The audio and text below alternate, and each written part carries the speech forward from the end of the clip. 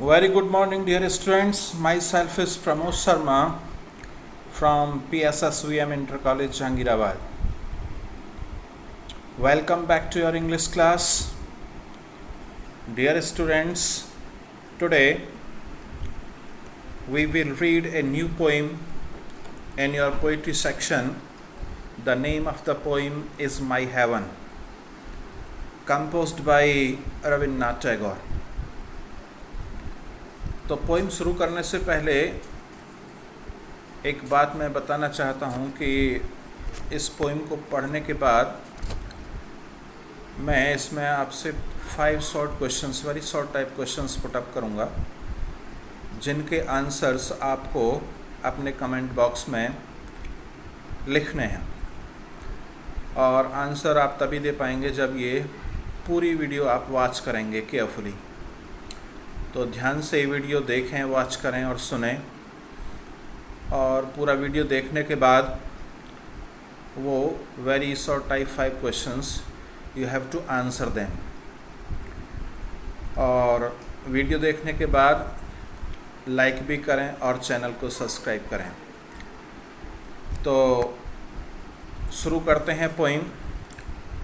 About the poem देखें तो poem Rabindranath Tagore ने लिखी है, और रविन्द्रनाथ टैगोर एक बड़े ही बहुमुखी प्रतिभा के धनी व्यक्ति थे। Rabindranath Tagore was one of the greatest literary figures of modern times. This Bengali polymath was born in a distinguished Brahmin family on May 7, 1861. He was sent to Calcutta Normal School only for some time. When he was 10 years old, he was sent to England to join the University College of London. He wrote various poems, novels, short stories, plays, essays, and reminiscences. Besides this, he was a musician, painter, and a great educationist. To fulfill his dream to educate others, he established Santiniketan. He was nicknamed Ravi, and sobriquet was Gurudev. He was the first Indian who received Nobel Prize in 1913 for his famous composition Gitanjali. तो कह सकते हैं कि रविन्द्रनाथ टैगोर आधुनिक समय के महानतम साहित्यिक कृतियों में से एक थे, साहित्यिक हस्तियों में से एक थे। यह बंगाली बहुश्रुत 7 मई 1861 को एक प्रतिष्ठित ब्राह्मण परिवार में पैदा हुए। इन्हें कुछ समय के लिए कलकत्ता नॉर्मल स्कूल में भेजा गया। जब केवल यह 10 वर्ष के थे तो इन्हें इंग्लैंड में लंदन के यूनिवर्सिटी कॉलेज में भेजा गया, और लोगों को शिक्षित करने के लिए इन्होंने शांतिनिकेतन की स्थापना की। इनके घर का नाम रवि था। इन्हें गुरुदेव के नाम का नाम भी दिया गया। अपनी पुस्तक गीतांजलि के लिए उन्हें 1913 में नोबेल पुरस्कार दिया गया। इस पुरस्कार को प्राप्त करने वाले यह प्रथम भारतीय ही नहीं बल्कि प्रथम एशियाई व्यक्ति थे। इन्होंने भारत तथा बांग्लादेश के राष्ट्रगान, जिनको कि क्रम से जनगण मन तथा अमार सोनार बांग्ला की रचना की। उन्होंने 7 अगस्त 1941 को अपनी अंतिम सांस ली। तो इस तरह से कवि का एक ब्रीफ डिस्क्रिप्शन, एक इंट्रोडक्शन हुआ। और इसके साथ ही यदि पोइम की बात करें तो poem My Heaven is a patriotic poem which is an extract from his monumental poem Gitanjali. He hoped how his country must be after independence. He prayed to God that after independence, India should be such a country where people are not afraid of anything. People should be free to all, and there should not be any distinction on the basis of caste, creed, and language. The people should be truthful, and they should try to achieve perfection in everything. The people should be guided by reason. They should not be slave of blind beliefs and age-old customs. He prays to God that the mind of the people should be guided by him. He imagines a kind of paradise in India after independence. तो कहा जा सकता है कि my heaven एक राष्ट्रभक्ति से ओतप्रोत कविता है। यह कविता उनकी चिर स्मरणीय कविता गीतांजलि का एक सार है। उन्होंने आशा की कि स्वतंत्रता के बाद उनका देश कैसा होगा। वे भगवान से प्रार्थना करते हैं कि स्वतंत्रता के बाद भारत एक ऐसा देश हो जहां लोग किसी से भयभीत न हों, सभी के लिए ज्ञान तथा शिक्षा प्राप्ति का अधिकार हो, जाति, धर्म तथा भाषा के आधार पर कोई भेदभाव न हो और लोग सत्य से भरे हों तथा हर चीज़ में पूर्णता को प्राप्त करने का प्रयास रहे। लोग तर्क द्वारा मार्गदर्शन प्राप्त करें। वे अंधविश्वास तथा पुरानी परंपराओं की दास न हों। वे ईश्वर से प्रार्थना करते हैं कि लोगों के मस्तिष्क उनके मार्गदर्शन में आगे बढ़ें। स्वतंत्रता के पश्चात वे भारत में एक प्रकार के स्वर्ग की कल्पना करते हैं। तो इस तरह से एक थीम कहा जा सकता है पोइम का। एक आउटलाइन स्टोरी मैंने आपको बताई। इसके बाद हम पोइम का एक्सप्लेनेशन देखते हैं। Each and every line explanation and each word explanation. कहते हैं poet, where the mind is without fear and the head is held high, where knowledge is free, where the world has not been broken up into fragments by narrow domestic walls. Where? जहाँ पर the mind is without fear, मस्तिष्क बिना भय के हो। Where? जहाँ पर the mind मस्तिष्क is without के बिना हो, fear माने भय, and the head और सिर is held high ऊंचा उठा रहे।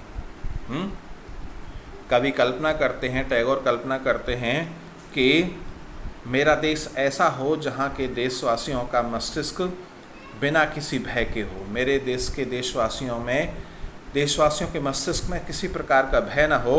And the head is held high, और उनका सिर हमेशा ऊंचा रहे। और सर हमेशा किसका ऊंचा रहता है?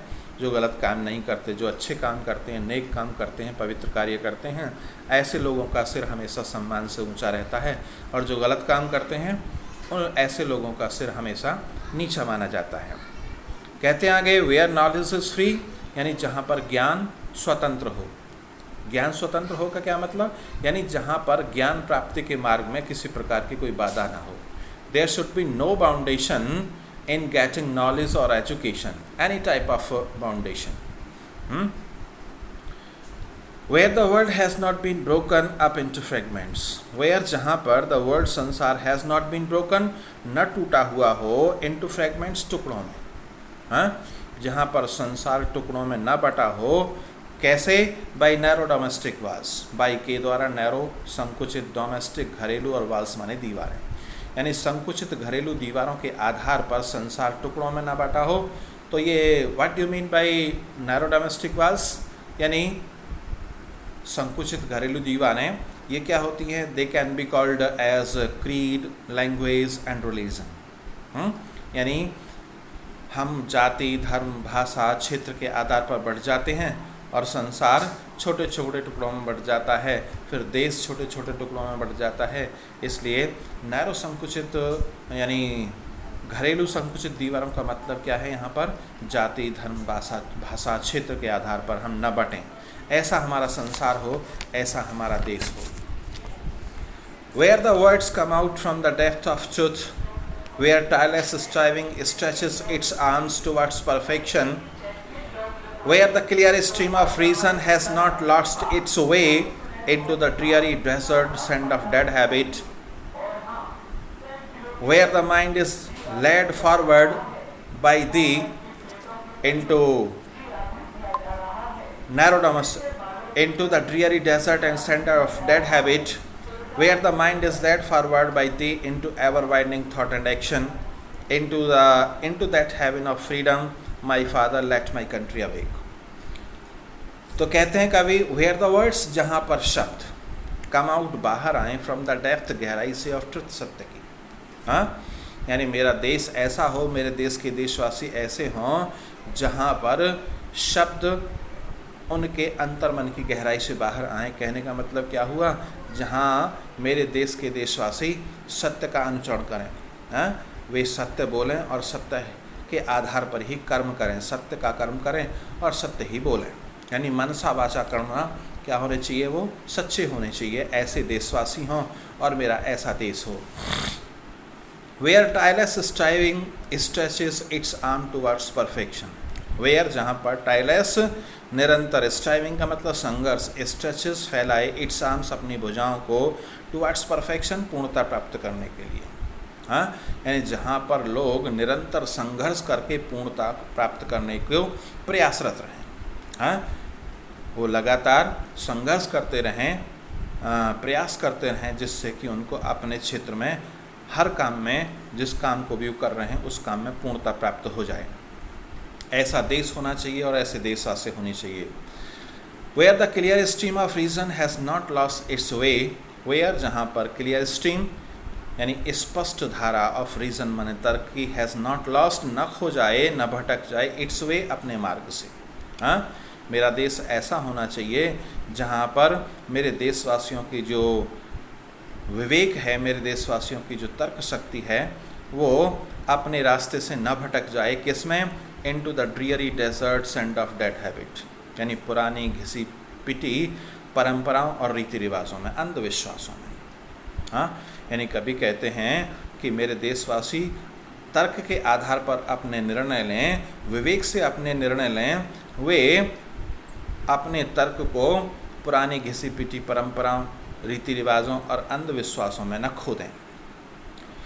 Where the mind is led forwarded by thee into ever widening thought and action, where जहाँ पर the mind, मस्तिष्क is led forward, आगे बढ़े, विकसित हो, अग्रसारित हो, by thee आपके द्वारा, दी में टी कैपिटल बनाए, it is used for God, तो आपके द्वारा, ईश्वर के द्वारा मार्गदर्शित हो, into ever widening हमेशा विकसित रहने वाली थॉट एंड एक्शन, थॉट माने विचार, एंड एक्शन क्या होता है, कार्य। यानी कहने का मतलब जहाँ पर मस्तिष्क हमेशा आपके मार्गदर्शन में क्या हो, अग्रसारित हो, यानी वे सोचने का काम भी कैसे करें, ईश्वर के मार्गदर्शन में करें, और कर्म भी वो ईश्वर के द्वारा प्रदत्त मार्गदर्शन में करें। Into that heaven of freedom, my father, let my country awake. At last the poet imagines that his country should be like a paradise. हाँ, यानी कवि कल्पना करते हैं कि उनका देश कैसा होना चाहिए, स्वर्ग की तरह होना चाहिए, जैसे स्वर्ग में लोग होते हैं ऐसा देश होना चाहिए। Into that heaven यानी उस स्वर्ग में, ऑफ फ्रीडम, स्वतंत्रता के, यानी स्वतंत्रता रूपी उस स्वर्ग में, हे मेरे पितामह, हे मेरे ईश्वर, क्या हो, लेट्स माई कंट्री अवेक, मेरे देश को जागने दो, अर्थात विचारों का जागरण हो मेरे देश में, स्वतंत्रता का जागरण हो, लोग किसी प्रकार की बाधा से, किसी प्रकार के भय से, किसी प्रकार के अज्ञान से, किसी प्रकार के अंधविश्वास से बाधित ना हो। इस प्रकार से आपकी ये पोइम पूरी होती है। अब इसमें मैं 5 क्वेश्चंस आपको देता हूँ, which you have to answer in your comment box. Question number 1, what did R.N. Tagore do for the education of other people? What did R.N. Tagore do for the education of other people? यानी दूसरी लोगों की शिक्षा के लिए टैगोर ने क्या किया। Second question, who was known as गुरुदेव, गुरुदेव के रूप में किसको जाना जाता था। Question number 3, Why was R.N. Tagore given Nobel Prize? Rabindranath Tagore को नोबेल पुरस्कार क्यों दिया गया। Question number 4, What do you mean by narrow domestic walls? हाँ, संकुचित घरेलू दीवारों से क्या आशय है, आप क्या समझते हैं संकुचित घरेलू दीवारों से। Question number 5, What does the poet want to get by tireless striving? कवि बाई टायरलेस स्ट्राइविंग यानी निरंतर संघर्ष से क्या प्राप्त करना चाहता है। हाँ, ऐसी क्या चीज़ है जो निरंतर संघर्ष करके प्राप्त करना चाहता है। तो इस तरह से आपकी ये पोइम पूरी होती है। इन 5 क्वेश्चंस के आंसर आपको अपने कमेंट बॉक्स में डालने हैं और इसके वर्ड मीनिंग्स लिखने हैं अपनी नोटबुक में। इसके अगली वीडियो में मैं आपको इसके एक्सप्लेनेशन और इसका सेंट्रल आइडिया भेजूँगा। Thank you very much.